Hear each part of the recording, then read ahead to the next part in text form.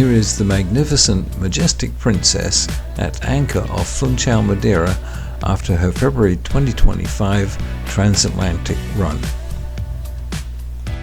We boarded the ship in Florida 8 days earlier. It always feels good to board the ship, especially having travelled from Austin, Texas. Reaching our cabin, it's always nice to look around for a few minutes before actually moving in. This is our cabin for the next 3 weeks, mini suite A320 on Aloha Deck 12. The bed was very comfortable and the room quite spacious. We especially like the dividing curtain, which makes the bedroom area cozy. The large desk is also one of the best features of this cabin. Here is that dividing curtain in place, and as you can see, it has the effect of making 2 separate rooms. This is especially helpful if one person likes to sleep late while the other likes to get up early.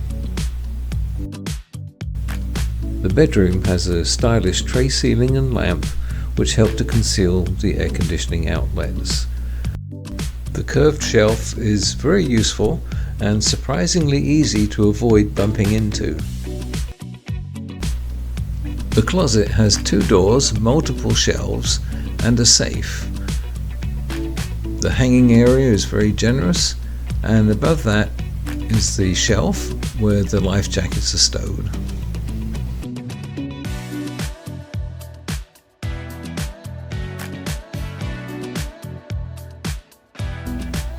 There is a large, well-appointed bathroom with shower over tub. Some people might find it difficult to step over the side of the tub while getting in and out of the shower. This is a large desk with 2 levels and power outlets for the United States, Europe and Australia. This is a sleeper sofa providing plenty of comfortable sitting. There is also a second TV in this area. Princess did not provide a kettle for this cruise. Now let's go outside to see the view and the balcony. The view of Port Everglades is fantastic.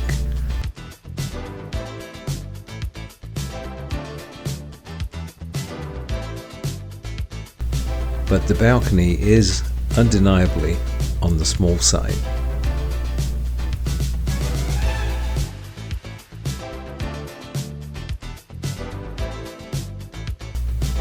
The Bascule Bridge, which opens about every 30 minutes, connects Fort Lauderdale to the beach.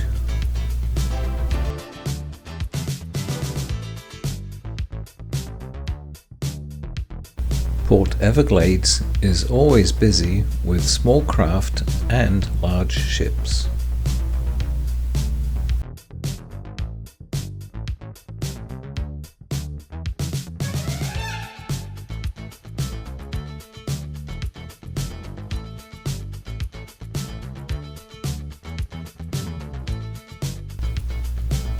Enchanted Princess is the first of 3 large ships to leave today.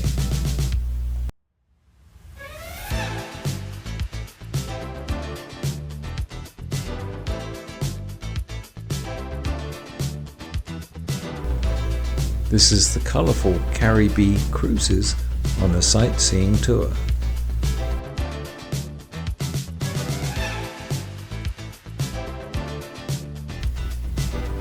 Enchanted Princess is now navigating the narrowest part of the Port Everglades exit channel.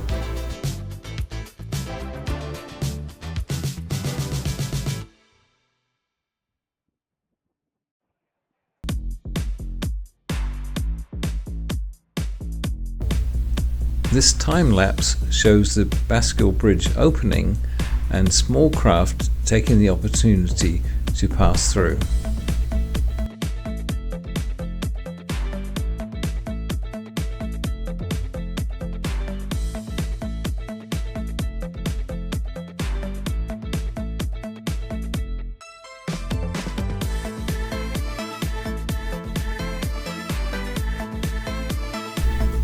The second departure of the day is Celebrity Summit, seen here turning into the exit channel.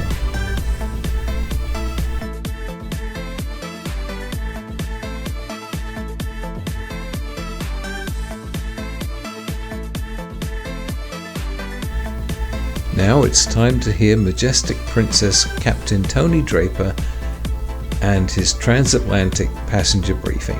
Attention in these important safety matters. Well, everyone, that's 3 o'clock is here, and this is our scheduled departure time. And as you can see, we're still alongside the dock. We've still got some stores to load. Obviously, quite a bit of heavy loading. It's been a little bit slow here in Port Everglades today. So we're getting the stores on just as quickly as we can. All of the luggage is on board. And as soon as we do have the stores on board, we'll get a better idea about when we'll be able to get away from the dock. There are some ship movements to come. The Enchanted Princess, I can see, is just getting ready to get underway right now ahead of us. And we've got a celebrity ship which is due to depart around about 4 o'clock. So I can expect that we'll be sailing hopefully before 4 o'clock, but I'll keep you updated if there's going to be any further delay on that. Once we do get away, we'll be thrusting off the berth, heading out of the exit channel out into the Florida Strait and on an easterly heading.